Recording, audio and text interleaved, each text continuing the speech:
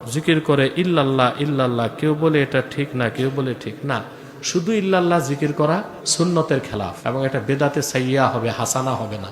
কারণ কুল্লু আমরিন উহদিসা ইউখালিফুল কুরআন ওয়া সুন্নাহ ওয়া আসরা সাহাবাতি ওয়া ইজমা আল উম্মাহ ফাহিয়া বেদাতুন সাইয়্যা।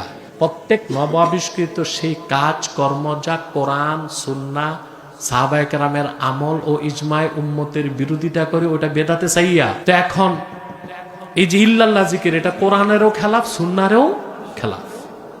কোরআনের খেলাফও সুন্নাহরও খেলাফ। কোরআন আল্লাহ কি বলছেন? ফা'লাম আন্নাহু লা ইলাহা ইল্লাল্লাহ। মুহাম্মদ সাল্লাল্লাহু আলাইহি সাল্লাম, আপনি জেনে রাখুন নিশ্চয় আল্লাহ ছাড়া কোনো ইলাহ নাই। তো কোরআন মোতাবেক জিকির করলে শুধু ইল্লাল্লাহ জিকির হবে না, লা ইলাহা ইল্লাল্লাহ।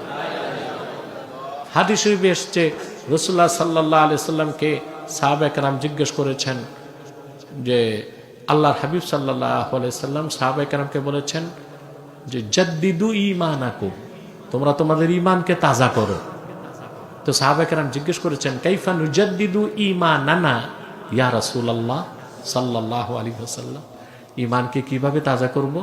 আল্লাহর হাবিব সাল্লাল্লাহু আলাইহি ওয়াসাল্লাম বললেন কাসসিরু লা ইলাহা ইল্লাল্লাহ, বেশি বেশি পড়ো লা ইলাহা ইল্লাল্লাহ। তো রাসূলুল্লাহ সাল্লাল্লাহু আলাইহি ওয়াসাল্লামের নির্দেশ জিকির করতে হবে পুরা লা ইলাহা ইল্লাল্লাহ। সেখানে আমরা যদি শুধু ইল্লাল্লাহ বলি, ব্যাকরণগত দিক থেকে সহি কি সহি না পরের বিষয়, তরিকাগত দিক দিয়া কি সুন্নতের খেলাফ না? তো তরিকাগত দিক দিয়া যেটা সুন্নতের খেলাফ, ওটা বেদাতে হাসানা হয় না সাইয়্যা হয়?